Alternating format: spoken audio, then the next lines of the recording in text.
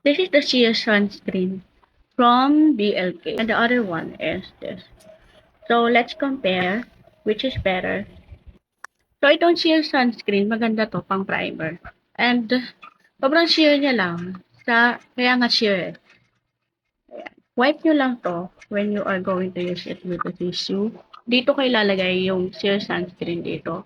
And the other one is dito yung eto, yung tinted. So, ganyan. Shoot from here, put it sa eye. And here. And as you can see, it is more on natural. Maganda to pang primer. Pang primer sa sa ating makeup. Meron na tong SPF 50 and PA+++. So, ito siya. Tapos, blend lang natin ng ganyan. Wala siyang white cast, mga mi. As you can see, wala siyang white cast.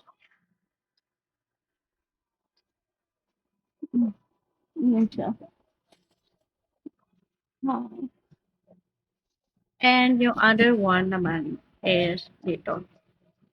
This is BLK Tinted Sunscreen. SPF 50 na rin po siya. Ganito siya. Tapos, ang ginagawa ko, wina-wipe ko muna to ng tissue. And saka ko siya i-apply here. Ito kasi may coverage siya, as you can see, di ba? I'm in a shade of sand.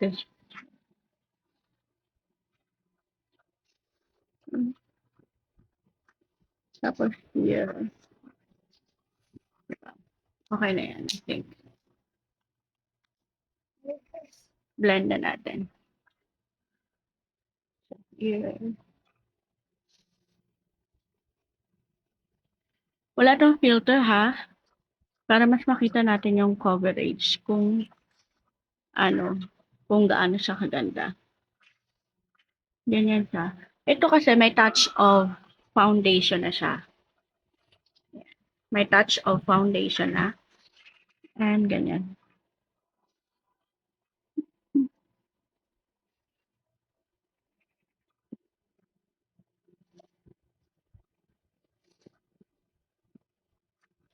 Blend mo lang siya ng mabuti.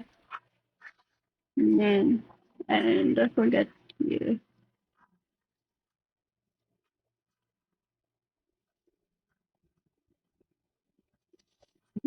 Blend lang natin. Ayan na, di ba?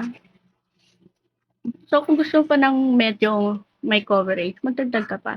So, again, this is the sheer. Ang ganda, di ba, ng sheer.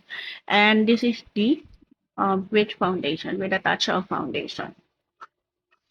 So, which is better?